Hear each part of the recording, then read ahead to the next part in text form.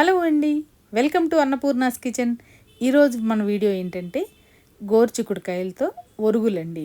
అదేనండి, పచ్చిమిరపకాయ ఊరు మిరపకాయలు చేసుకుంటాం కదా, అలాగే గోరుచిక్కుడుకాయలతో ఒరుగులు అన్నమాట.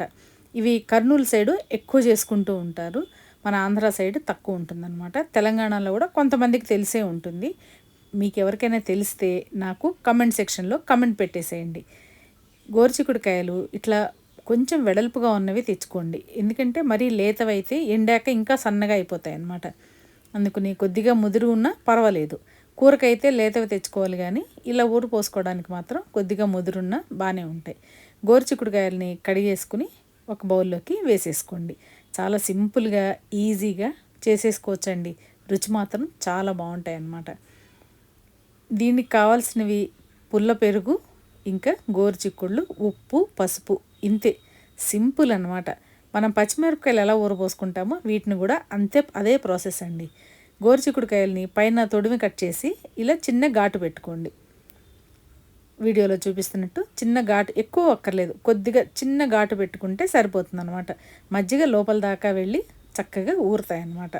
ఇలా గోరుచిక్కుడుకాయలన్నిటికీ ఘాటు పెట్టుకుని తొడిమిలు తీసేసుకుని బేసన్లోకి వేసేసుకోవాలి.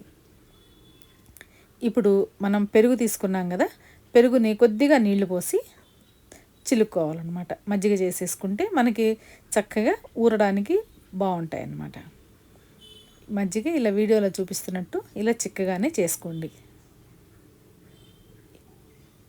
ఇప్పుడు మజ్జిగ పక్కన పెట్టేసుకుందాం.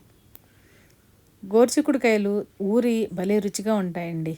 మజ్జిగలోకి ఉప్పు వేసేసుకుని ఇప్పుడు గోరుచిక్కుళ్ళ మీద పసుపు వేసేసి మనం చిలికి పెట్టుకున్న మజ్జిగ కూడా వేసేసుకోవాలన్నమాట. పసుపు మనం ఎంత వేసినా అవి ఎండేసరికి కలర్ చేంజ్ అయిపోతాయండి. అందుకని పసుపు కూడా చూసి వేసుకోండి. మరి కాస్త వేసుకున్నా నష్టమేం లేదన్నమాట. మనకి ఎండేసరికి పచ్చగా ఉండవు, డ్రైగానే ఉంటుంది, చూడటానికి ఎండిపోయినట్టే ఉంటాయి అన్నమాట. ఇప్పుడు ఈ గోరుచిక్కుళ్ళలోకి ఉప్పు వేసుకున్న మజ్జిగ పోసేసుకుని ఈ గోరుచిక్కుళ్ళని మజ్జిగలో చక్కగా నానేలాగా ఇలా సెట్ చేసేసుకోండి. గోరుచిక్కుడు ఎక్కువ ఏం పీల్చుకోదు కానీ మజ్జిగ, కానీ దాంట్లో ఊరిన టేస్ట్ చాలా బాగుంటుందన్నమాట. ఇవి రాయలసీమలో ఎక్కువ చేస్తారండి, నాకు కూడా తెలియదు అన్నమాట. మా రాజుగారి వాళ్ళ నాయనమ్మ చేసేవాళ్ళట ఇట్లా గోరుచిక్కుడు ఒరుగులు, అందుకని నేను కూడా తెలుసుకుని చేస్తున్నాను అనమాట. ఈ మజ్జిగలోకి వేసిన గోరుచిక్కుళ్ళన్నీ డబ్బాలో వేసేసుకుని ఈ మిగిలిన మజ్జిగ కూడా డబ్బాలోకి పోసేసుకోవాలన్నమాట. ఇట్లా దీన్ని 3 రోజులు ఊరనిచ్చేసేయాలి. ఇలా ఊరిన మిరపకాయల్ని మనం ఎట్లా ఎండబెట్టుకుంటామో అలాగే ఈ ఊరిన గోరుచిక్కుడుకాయలు కూడా చక్కగా తీసి ఎండబెట్టేసుకోవాలన్నమాట. 3వ రోజుకి మనకి ఇలా చక్కగా గోరుచిక్కుడుకాయలన్నీ కలర్ కొద్దిగా చేంజ్ అయి ఉంటాయి. వీటిని ఇట్లా వడగట్టేసుకొని తీసి ప్లేట్లోకి వేసేసుకోవాలి.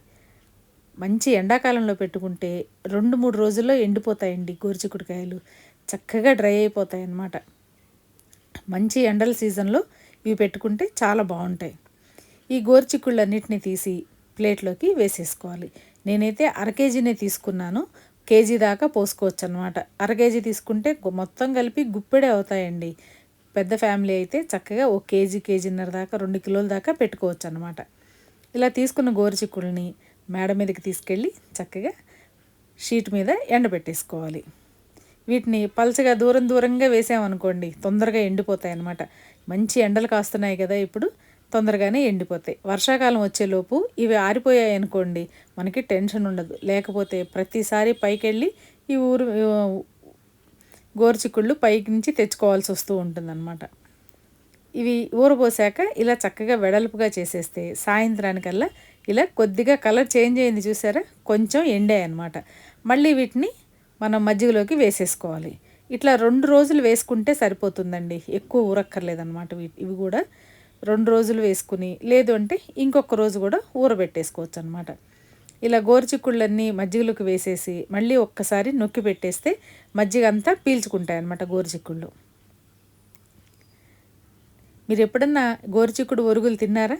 తింటే కనుక తప్పకుండా కామెంట్ చేయండి. మీరు కూడా ఇలాగే చేసుకుంటారా? ఇలా మన గోరుచిక్కుళ్ళన్నీ చక్కగా నొక్కేసాక మూత పెట్టేసుకుని మళ్ళీ నెక్స్ట్ డే కూడా తీసేసి ఎండబెట్టుకోవాలన్నమాట. ఇలా 2 రోజులు 3 రోజుల ప్రాసెస్ అండి ఇది. ఇలా పెట్టాక అడుగున మజ్జిగ మిగులుతాయి కదా, వాటిల్లో మనం పచ్చిమిర్చి కూడా ఊరపోసుకోవచ్చు అనమాట. మరీ పూర్తిగా మజ్జిగ అన్నీ అయిపోయేదాకా కూడా ఊరబెట్టుకోకర్లా. 3 రోజులు మజ్జిగలో వేస్తే సరిపోతుందండి. మనకి సెకండ్ డేకి ఇలా చక్కగా నానిపోయినాయి అనమాట గోరుచిక్కుళ్ళు. మళ్ళీ తీసి ఎండబెట్టేసుకోవాలి. ఇవాళ థర్డ్ డే అనమాట. 3 రోజులు మనం ఊరబెడితే గోరుచిక్కుళ్ళు మొత్తం కలర్ చేంజ్ అయిపోయినాయి. చూసారా ఇట్లా వీడియోలో ఇలాగే వస్తాయన్నమాట. ఇవాళ నుంచి నేను ఇంకా వీటిని డబ్బాలోకి వెయ్యను. ఇలాగే రోజు ఎండబెట్టేస్తాను అనమాట. ఇట్లా మనకి విడిగా 3 రోజులు ఎండాయనుకోండి, మంచి ఎండల సీజన్లో అయితే తొందరగా ఎండిపోతాయి అన్నమాట. 3 రోజులు ఎండేసరికి మనకి గోరుచిక్కుళ్ళన్నీ ఇలా అయిపోతాయి. చూసారా ఎంత బాగా డ్రై అయిపోయినాయో. అసలు ఇవి గోరుచిక్కుళ్ళు అంటే నమ్మేట్టుగా లేవు కదా, ఇలా ఎండిపోతాయి అన్నమాట. ఇప్పుడు వీటిని వేయించుకుందాం. నూనె కొద్దిగా వేడి చేసేసుకుని, మరీ ఎక్కువ హీట్ చేసుకోవద్దండి. మీడియం ఫ్లేమ్లో పెట్టుకుని స్టవ్ గోరుచిక్కుళ్ళు వేయించుకోండి, లేదంటే మాడిపోతాయి అన్నమాట. సన్నగా ఉంటాయి కాబట్టి ఇవి తొందరగా మాడిపోతాయి.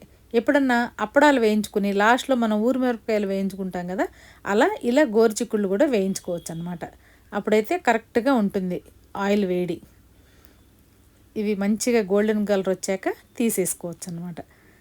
టేస్ట్ మాత్రం అద్దిరిపోతుందండి. భలే క్రిస్పీగా ఉంటుంది. పిల్లలు కూడా భలే ఇష్టంగా తింటారనమాట. అంత బాగుంటాయి. పప్పు, పులుసు, సాంబారు దేంట్లోకైనా చక్కగా నంచేసుకోవచ్చు అనమాట. ఇవి గోరుచిక్కుళ్ళు వేగాక తీసి ప్లేట్లోకి వేసేసుకుందాం.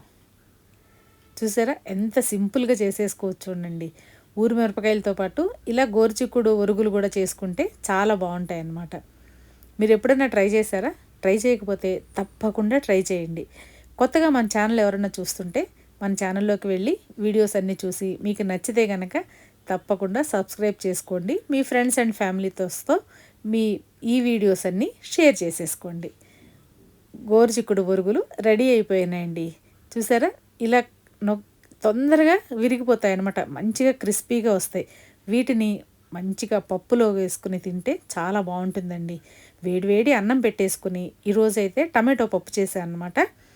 అన్నంలోకి ఈ ఒరుగులు నంచుకొని తింటున్నా. కొద్దిగా నెయ్యి వేసుకుని ఈ ఒరుగుల్ని చక్కగా ఇట్లా నలిపి ఉట్టెన్నంలో తిన్నా చాలా బాగుంటాయండి. పప్పుతో కలిపి తిన్నా కూడా అద్భుతంగా ఉంటుందన్నమాట. ఎలా ఉంది మన రెసిపీ? అదేనండి గోరుచిక్కుడు ఒరుగులు. ప్రాసెస్ బాగుంది కదా, ఈజీగా ఉంది కదా. మీరు కూడా తప్పకుండా ట్రై చేసేయండి. మీ ఫ్రెండ్స్ అండ్ ఫ్యామిలీతో షేర్ చేసేసుకుని మీరు కూడా చక్కగా గోరుచిక్కుడు ఒరుగులు పెట్టేసుకోండి. ఎలా ఉంటున్నాయి నా వీడియోస్? మీకు నచ్చుతున్నాయా? మీ అమూల్యమైన అభిప్రాయాన్ని నాకు కమెంట్ సెక్షన్లో కమెంట్ పెట్టేసేయండి. వేడి టమాటో పప్పులో గోరుచిక్కుడు ఒరుగులు రెడీ అయిపోయానండి. ఇంకో వీడియోతో మళ్ళీ